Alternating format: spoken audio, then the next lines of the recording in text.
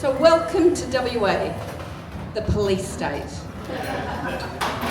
Home of endless sunshine, pristine beaches, and one of the most advanced passive surveillance systems in the country.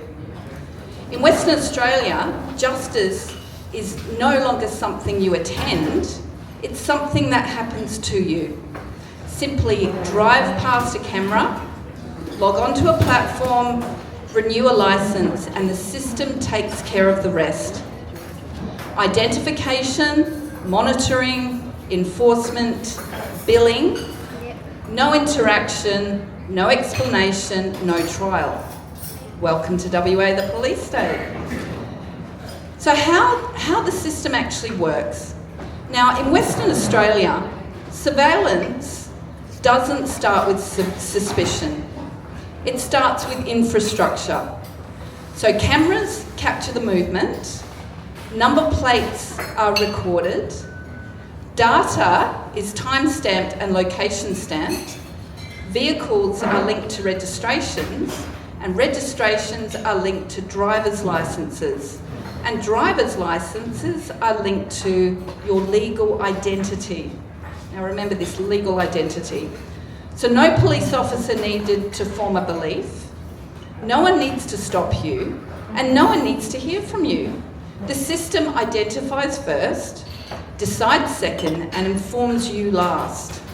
Once identification is automated, enforcement can be also automated. So notices are issued, fines are generated, revenue is collected, and there's no courtroom required. And this model isn't just limited for drivers. Public transport operates the same way. So smart rider cards, so does anyone use public transport here? Yeah, so does anyone have a smart rider? Yeah, okay, there's benefits and disadvantages to that. But anyway, smart rider, so when you log into with your smart rider, your entry and exit points are recorded. So they've got that data on the system. Journeys are time-stamped and location-stamped. So they know where you are everywhere with all the cameras and your log in, log outs. Passengers are linked to accounts. Accounts are linked to identities. And identities are linked to compliance systems. So customers are no longer passengers, they are data points in motion. Different network, same architecture. The same model now exists online. Different sensors, same logic. So are you seeing a theme here? I wanted to reiterate a theme that's occurring here, just to kind of really help things to sink in. So now this brings us to the Department of Transport's photo ID card. So if you don't have a driver's license and you need to have a legal identity, what happens is the only option is the photo ID. Does anyone here have a photo ID card? Oh, smart. Okay, that's good. It is not just a means of legal identification, it is a system key. Consent is assumed once and is reused everywhere. So when you sign that form and you hand over your consent, that's it. It's used all the time. You have no control over which third parties access that data, no meaningful ability to withhold consent, and no practical way to limit how far that identity travels once it's released. Once issued, identity stops being personal information and becomes part of the shared infrastructure. Now, I know this because I've challenged it. Now, in a case, Kelly versus Osborne, in the Magistrates Court, I was prosecuted for an administrative traffic offence. There was no dangerous driving, no injured party, no speeding, no crime, just revenue. The prosecution relied on what was implied, not what was proven. They could not prove the identity of the driver, and they could not prove the identity of the vehicle. The vehicle had non-Department of Transport issued plates. No officer at the scene identified the driver. No witness identified the legal entity known as Dawn Kelly. But what ultimately failed was not proof of conduct, but proof of legal identity. So it's really important to kind of get in your head about this legal identity. The prosecution could not establish, beyond a reasonable doubt, that the legal entity named in the charge was the person who committed the alleged offence. Because A, it wasn't a crime, and that is an evidenti failure. When a legal identity cannot be proven, there is no accused capable to be held criminally liable. So this identity thing is very, very important here. They nevertheless chose to prosecute criminally. If they had prosecuted civilly, they would have likely have won on the balance of probabilities, which is, the driver was probably Dawn Kelly. But criminal prosecution requires proof beyond reasonable doubt, which is beyond 75%. Beyond the balance of probabilities is like 51%. They couldn't meet that burden. So I exercised my right to remain silent. I gave no testimony, and I won. And that's the point. The system works best when no one challenges it. It falters when it's required to prove its case. And that raises a simple but fundamental question. Why was this matter classified as a criminal prosecution at all? There was no injured party, there was no dangerous driving, no exceeding the speed limit, and no reported crime. There was an alleged low-speed police chase, which I'm not going to go into that, but anyway. On what lawful basis was this treated as a criminal case rather than civil and administrative matter, which is really what it was? It was not a public safety issue, it was a compliance issue, with WA Police enforcing the Department of Transport policy. That makes a criminal classification more significant because policing policy compliance is not the same as prosecuting a crime. Now, I hope that sinks in. Now, does anyone remember COVID? So those who... No, that was just a bad dream. A bit of a nightmare. In fact, I've written a blog and I've put the video that I think it was in 2022 when... Who was here when we all sat outside and we had all the police here? Anyone remember that one? Yeah, I do. I was here. I've got the video of that on my website. Anyway. So during COVID, people who questioned tracking and tracing were dismissed as conspiracy theorists. So the focus was on apps, QR codes, emergency health measures, digital ID, and temporary powers. But I was looking past the pandemic because the real issue was never about health tracking, because it was about permanent infrastructure. So temporary measures get repealed, but infrastructure doesn't. And we're talking about the cameras, the legal ID, all of that stuff, right? So the Trojan horse wasn't the COVID apps. It was the driver's license and the number plate. Both are compulsory. Both are tied to legal identity. Both are required for movement. Both already sit inside a government database. Once those identifiers are linked to cameras, you don't need consent, suspicion, or interaction. You just need movement.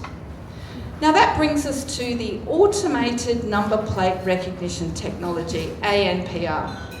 In my published analysis, Welcome to WA, the Truman State, I documented the expansion of the ANPR capability across Western Australia. Has anyone noticed that there seems to be a lot of these cameras popping up on light posts and everywhere? And it's of concern to me because I value my privacy. But anyway, we're not talking about a couple of cameras here. We're talking about $1 million expansion of automated surveillance infrastructure. ANPR does not prevent harm. It guarantees detection. Movement becomes data. Data becomes infringement. Infringement becomes revenue. And most importantly, it avoids scrutiny. And because the moment identity has to be proven in a courtroom, the system slows down, and sometimes, in my case, it's stopped. In Western Australia, the government of the day is currently Labor. They hold the legislative power, right? So that power shapes legislation, policies, enforcement priority, and how risk is defined. Governments do not relinquish power voluntarily. They legislate to retain it. Modern left-wing governance doesn't suppress dissent by force, it reframes dissent as risk. So we're talking sovereignty, jurisdictional questioning, refusal to consent by default, and non-compliance. These are not treated as political viewpoints. These are treated as management problems. So once ideology is reclassified as risk, enforcement no longer needs conduct, it only needs classification. And once the machinery exists, it doesn't matter who's in power, the system remains. So, hang on just a moment. Sorry, I've got a prop here,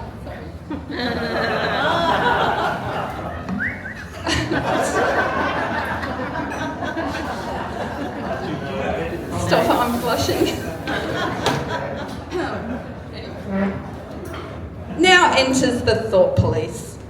Have you had a little bit too much to think? I think most people in this room under that category. Once movement is monitored, the next step is thought. A surveillance state doesn't stop at where you go. It eventually cares about what you think while you're there. This is where the thought police appear, not in uniform. Online safety, digital ID, platform enforcement, content moderation. You're not being punished for what you've done, you're being managed for what you think. No trial, no complainant, no injured party. Just administrative decision that your speech presents a risk. Speech is no longer assessed for intent or meaning, it's assessed for potential impact. Identification first, classification second, consequence last, and different sensors. Same operating system. It's like monitored, tracking and tracing and control. So this isn't abstract for me. I'm currently the applicant in proceedings lodged in the High Court of Australia. Now we kept this under our hat for a little while, but I'm sure that it won't go further than this room. Anyway, I served the Government Solicitor's Office last week. The respondents are the Commonwealth of Australia and the Minister for Communications. I brought this case forward because I value my privacy and at my own risk, I'll have you know. In my view, Online Safety Act operates in direct violation of the Privacy Act by forcing online users to hand over legal identity, there's that word again, to foreign corporations as a condition of participation. That is the first major foundational step towards digital ID. Now, it hasn't fully come into play yet, but the fines are absolutely astronomical for the online platforms.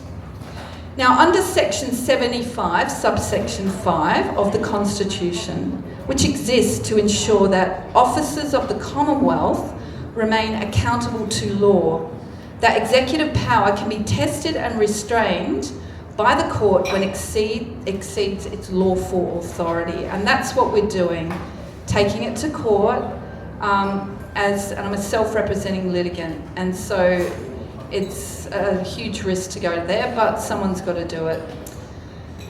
Has everyone heard of the Combating Anti-Semitism, Hate and Extremism Bill of 2026? Bit of a laughter over there in that corner. So when speech is tied to legal identity, so see the theme I'm trying to get at here. Online control replaces debate. 3 red flags.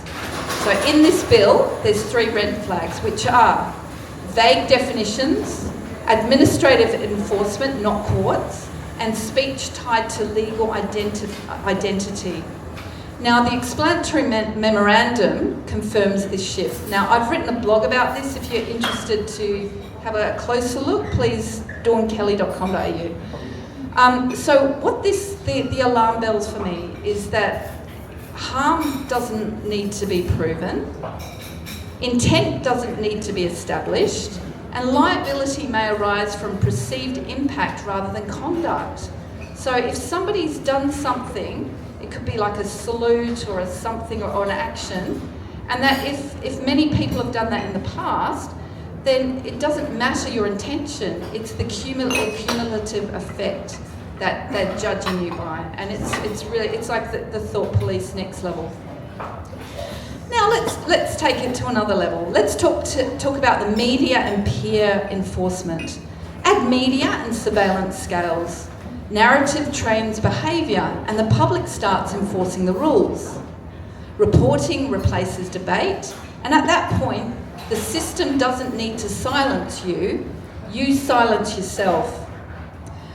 Now, again, most people are aware of the firearms licensing control, and it's controlled through permission.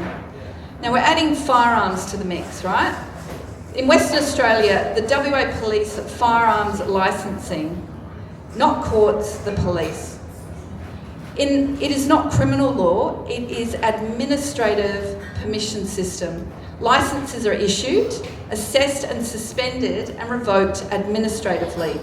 No charge, no trial, no finding of guilt. So has anybody here, well, you don't have to put your hand up, but if there's any people that have a licensed firearm, does anyone know anybody who's had their licensed registered firearms taken off them by a whole heap of police? Okay.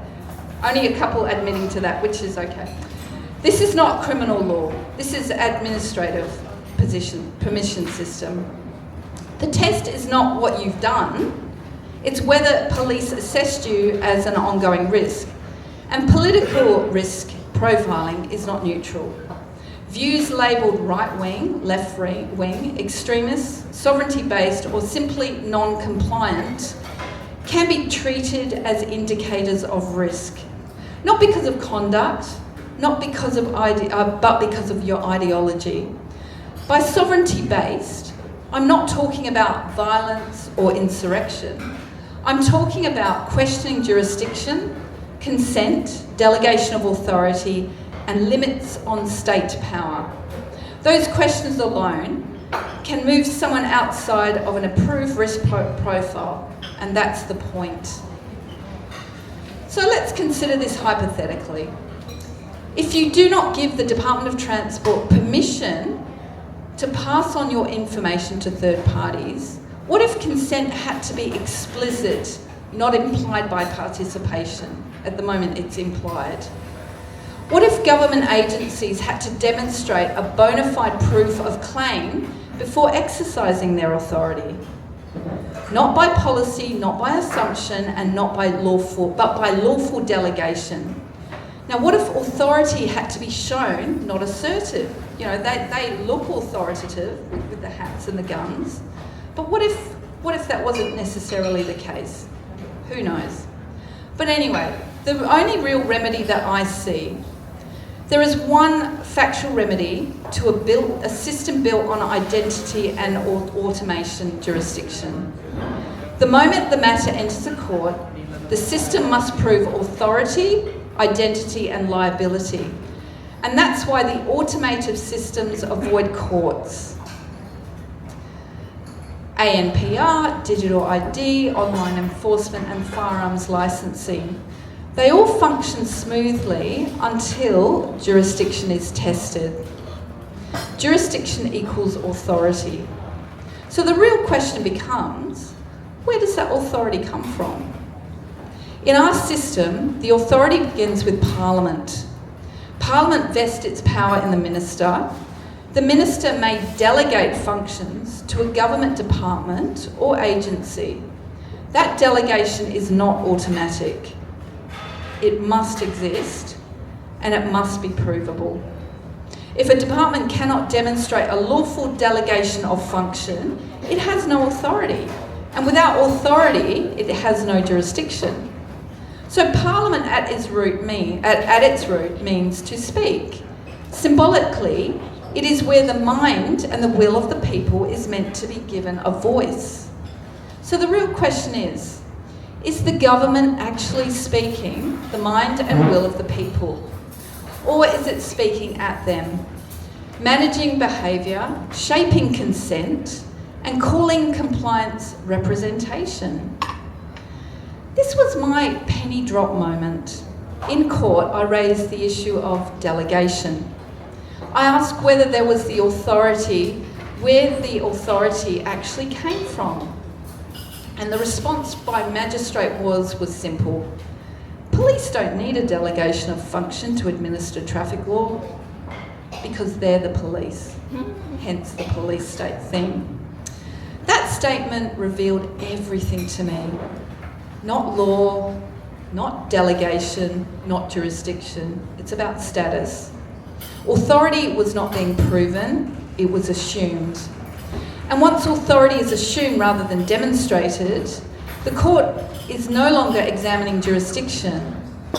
It is deferring to power. And remember, they have all the guns. That was the moment I understood that the system does not operate on proof first. It operates on presumption first, and only retreats to proof when it's forced to, as in my case. That's why jurisdiction remains the pressure point. Because the moment authority must be traced from department to minister to parliament to law, the system can no longer rely on because we said so. And if systems can track and trace the public, then authority must be equally trackable, traceable and accountable. Accountability is not optional. It is the condition that makes authority lawful. The automation cannot answer those questions. So here's my interpretation: frequency and the mirror. There's another way to understand what we're seeing. We are multifaceted, energetic beings. Not just physical, not just mental, not just spiritual. We are energetic. Everything we experience has a frequency. And fear operates at a low frequency. Love operates at a higher frequency. I say your vibe attracts your tribe. Fear contracts, love expands. Fear is reactive and love is coherent. We attract to us what is a direct vibrational match. That is not punishment, that is resonance. So if we perceive the world as hostile, controlling, or at war with us, it's worth pausing and asking ourselves, what is happening within? Because the world mirrors our internal state. You can be at peace in a war zone, or you could be at war in a peace zone. The system of control relies on fear. When your frequency shifts towards coherence, those systems no longer stick, and that's the mirror. So introducing the living jurisdiction of the Warren, which I'm very excited to talk about. At this point, I want to be very clear about where I'm speaking from. I consider myself to be an ambassador of inner peace. That means my focus is not on conflict with systems. It is but internal alignment, so people are not governed by fear. So I'm involved with the Warren Embassy. The Warren Embassy represents a living jurisdiction connected to the province of Southern Australia, a jurisdiction that predates the Commonwealth of Australia Constitution Act 1900 UK. That jurisdiction was formally established through instruments including the Establishment Act of 1854 and the Letters Patent of 1856. Now, at that time, authority on this land was layered. It recognised free man's land alongside cultural law and spiritual law, operating in parallel with colonial administration. That history did not disappear in 1901, it was overlaid. The Warwick Embassy exists to stand in that earlier jurisdiction, not as protest, not as confrontation, but as recognition that authority did not begin at federation.